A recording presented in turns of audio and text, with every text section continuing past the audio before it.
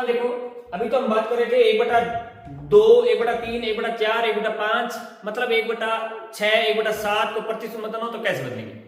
अब देखते हैं कि 1/2 के मान से, 1/3 के मान से, 1/5 के मान से 4/5 को प्रतिशत में बदलना हो तो कैसे बदलेंगे। मतलब 1/5 का मान रख के 4/5 को प्रतिशत में बदलना हो तो कैसे बदलेंगे। जैसे 1/12, 1/12 के मान से 5/12 को प्रतिशत में कैसे बदलेंगे। देखो मैं क्या कहना चाहता हूं कि 1/12 को प्रतिशत में बदलेंगे, क्या करेंगे, 1/12 में 100 का गुणा करेंगे, कितना आएगा, 12 8 96, बच गया 4, 4 का 4, 4 किया 12, मतलब 1/12 को प्रतिशत में बदलते हैं, कितना आता है 8 से 1/3। अब 1/12 का प्रतिशत बदलते हैं कितना आता है 8 से 1/3। तो 5/12 को प्रतिशत बदलना हो तो क्या करेंगे। 1/12 में क्या करूं कि 5/12 आ जाएगा, 1/12 में क्या करूं कि 5/12 आ जाएगा। 1/12 मैं 5 का गुणा करूंगा तो कितना आएगा 5/12। तो 1/12 के मान में भी 5 का गुणा करूंगा तो क्या आएगा 5/12 का प्रतिशत।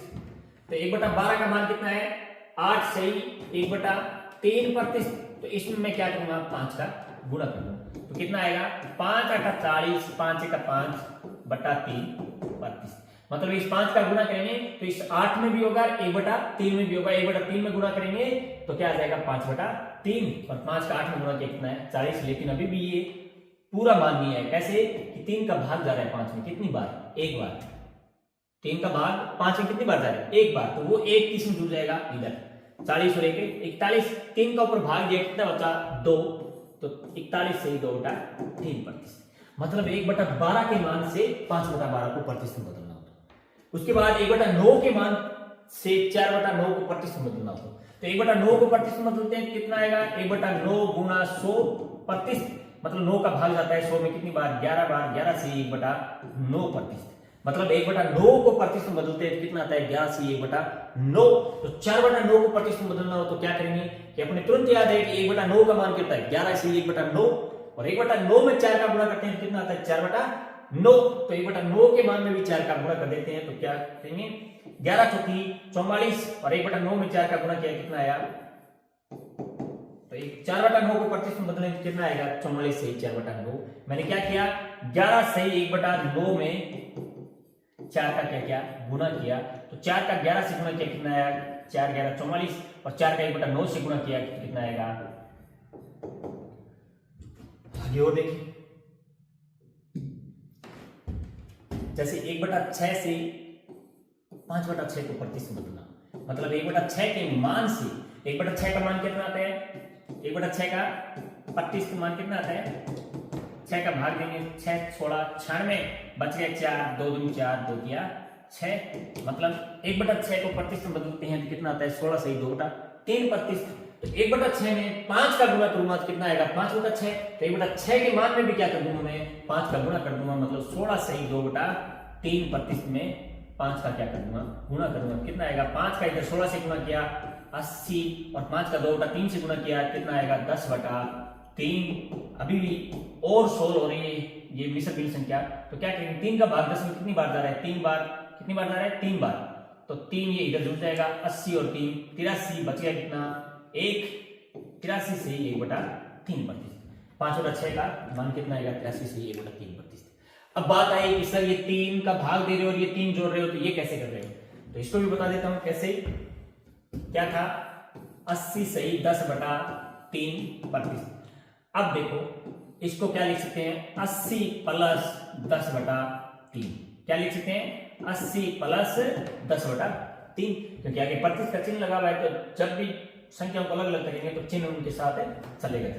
अब इधर 3 का भाग जा रहा है कितनी बार 3 तिया 9, कितनी बार जा रहा है 3 तिया 9, बच गया कितना ये।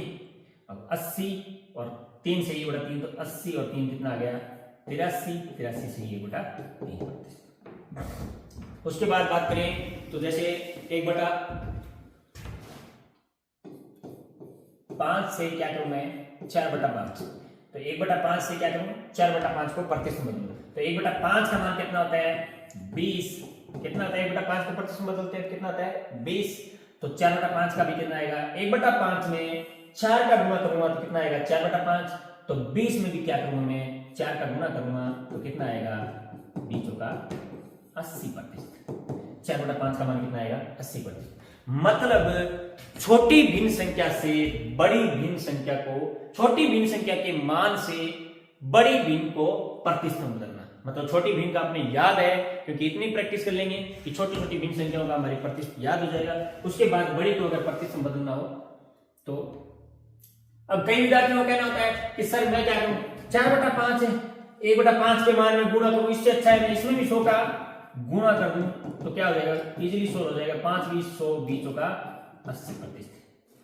तो मेरे प्यारे विद्यार्थियों एक बात मैं आपको बताना चाहूंगा कि मैथ के अंदर एक ही तरीके से क्वेश्चन को हल नहीं करना चाहिए। जितने टाइप से और जितना अलग अलग दिमाग लगा के क्वेश्चन को सोल्व करते हैं तो आगे जो थ्योरी के क्वेश्चन होते हैं उनको समझने की जो क्षमता पैदा होती है वो प्रत्येक टॉपिक के बेसिक चीजों में आपने कितना दिमाग लगा लगा के कितना अलग अलग विधियों से हल किया है, उन्हीं तरीकों से उन्हीं की वजह से आपको उन क्वेश्चन को हल करने की जो कैपेसिटी आप मानती है वो इसी बेसिक चीजों से या इन्हीं बेसिक चीजों की प्रैक्टिस करने से आती है।